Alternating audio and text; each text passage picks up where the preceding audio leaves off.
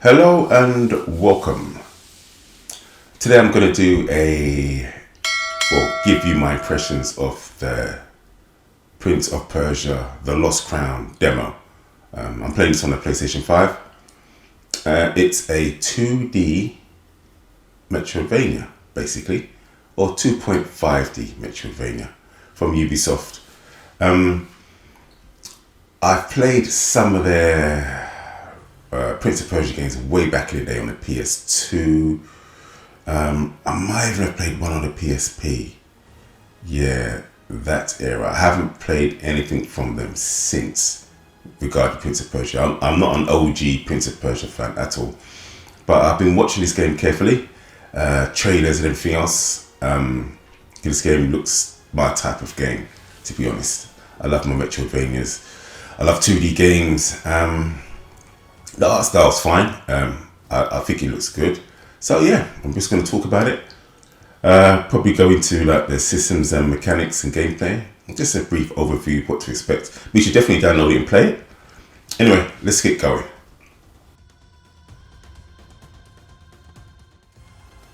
Right. First off, there are 4 difficulty levels to choose from in a demo available to you. So you've got Rookie, Warrior, Hero, and Immortal, and you can see what they do here. I will be playing on Warrior, which is basically normal level, so it's the most balanced. Or I'm going to assume the default level, which they want you to play at. So yeah, but once again, I'll just quickly go through them so you can see. You can pause it and read it. I'm not going to read them out to you. Anyway, let's get to Warrior and let's get started.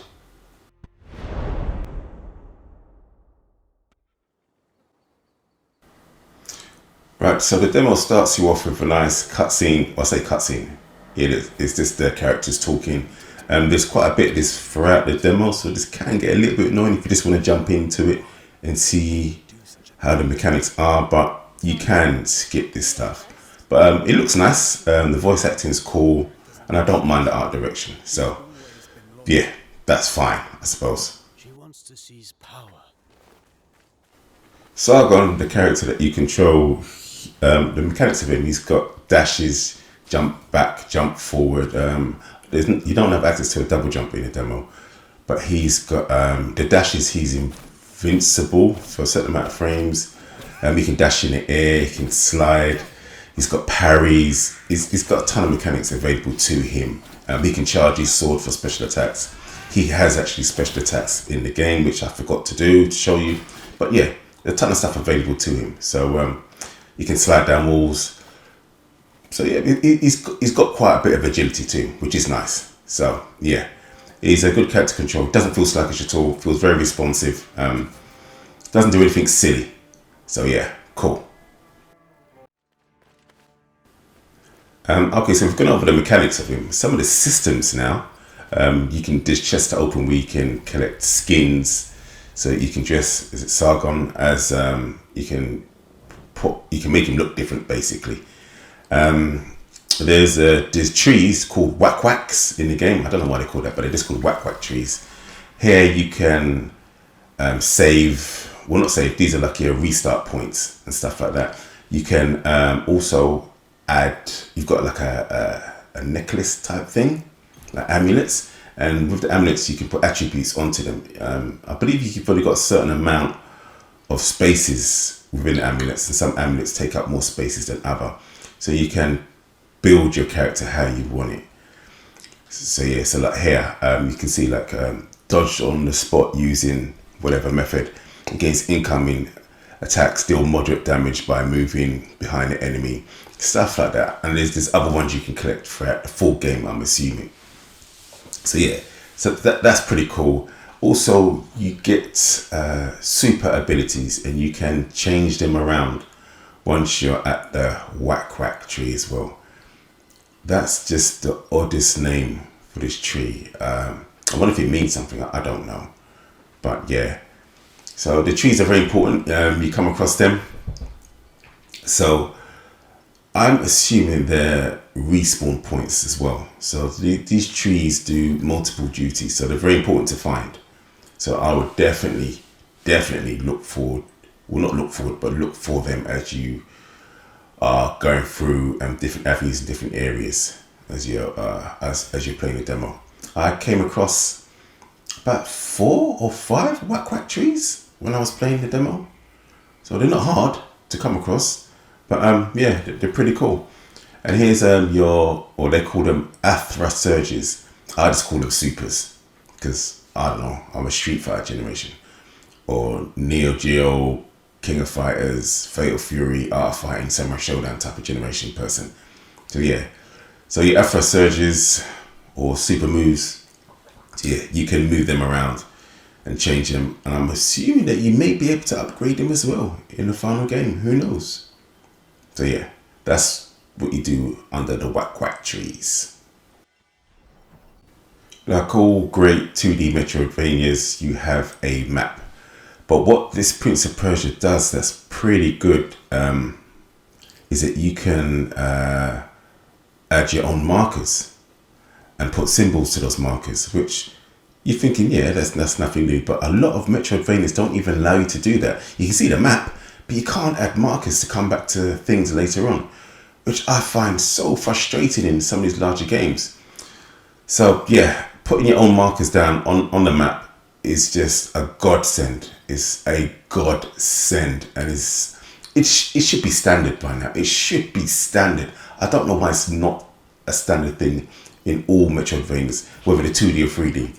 And another thing that this game introduces, which I haven't seen before, as well as making your own markers, with this is during the story, these memory shards, with this eye thing, you can actually take a screenshot, basically. So when you create a marker, you can add a screenshot so you know what's actually there at that precise point in the map. So you think to yourself, even I've got a marker there, what's there? What's in that area? So here, there's a chest which I can't reach at the moment.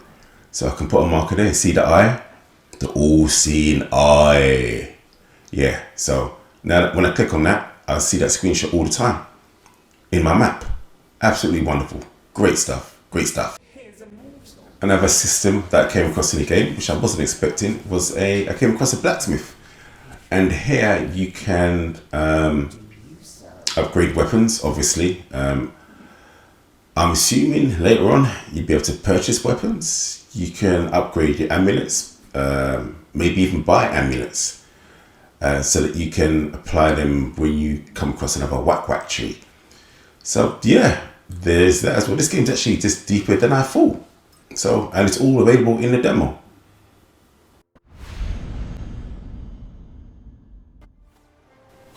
Okay, so gameplay wise, how does Sargon feel? It doesn't feel heavy. It feels, to be honest, it feels just right. It feels nippy, it doesn't feel sluggish. I don't believe once I've started certain combinations in my attacks, whether I can break the combo with a dash. I don't believe I can. But I don't think that's even a problem, to be honest. His attacks are nice. His swords, he's got names for his swords. Both of them, I can't remember what they're called, but it's in the game. They've got some good range. They seem quite strong in the demo. The enemies, I like the fact that they have animation for when they're getting hit and stagger animation. That's nice. Some enemies you can tell are stronger and they don't really have particular stagger animations, or you have to hit them quite a few times.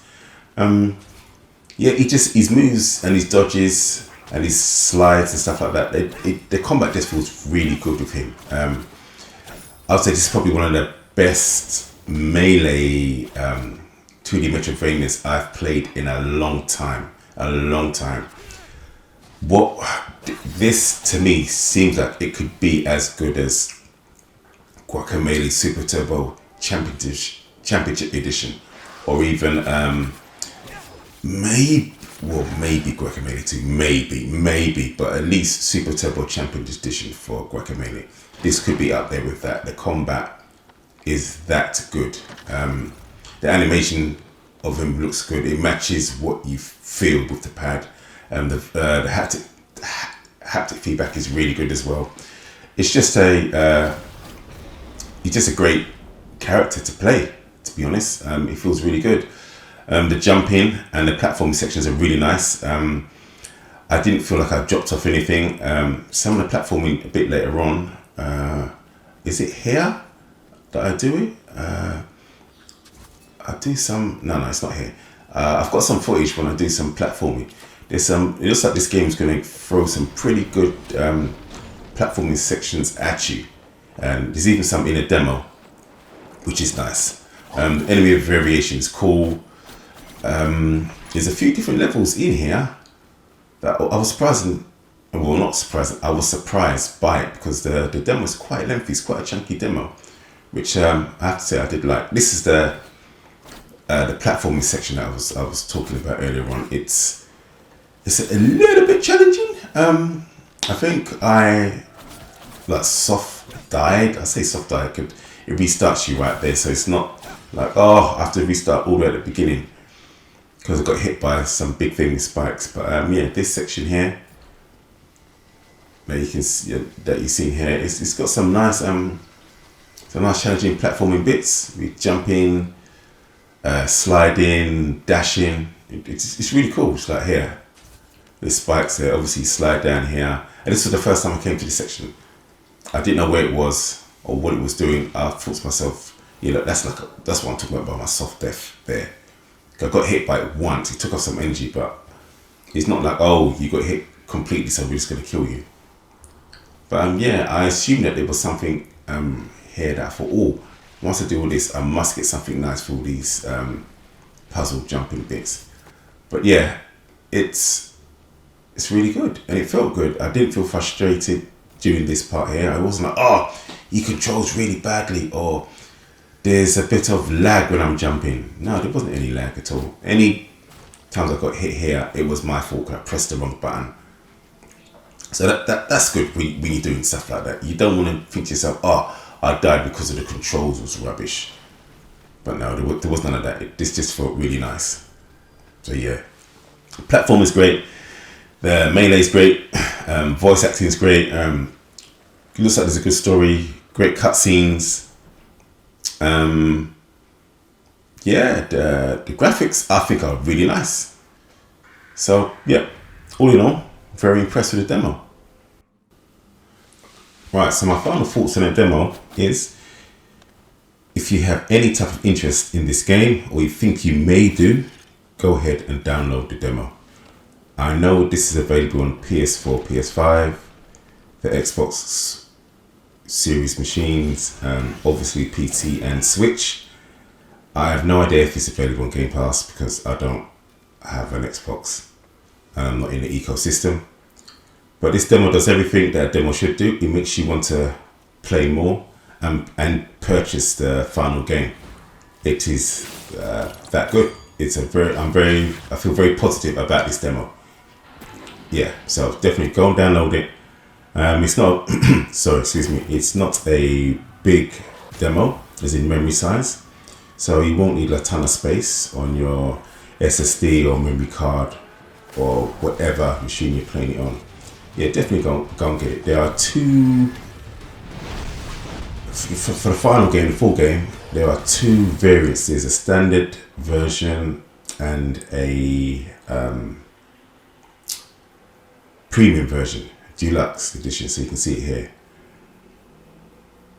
in the description that they're showing you. And while they say you, thanks for playing. I will say this though, this is no reflection on the demo, but on the full game itself. The full game, the pricing structure is a little bit much, if you ask me. It's £50 for the deluxe versions, and I believe it's £45 for the standard version. And obviously, Ubisoft can market the game at whatever price they want to, and it's up to the consumer if they want to purchase these games. But generally, in this genre, games are cheaper, a lot cheaper than what Ubisoft are selling this Prince of Persia for. So in my eyes, I feel like the market, there's really like a price range for this type of game, anywhere between say £12 and £30 as a general, even for standard and deluxe versions. So it just seems a bit pricey what Ubisoft are selling this game for. But hey, it's up to you how much you feel that this game is worth if you buy it RRP or on sale. Anyway, that's me. I'm out. I'll see you in the next video. Peace.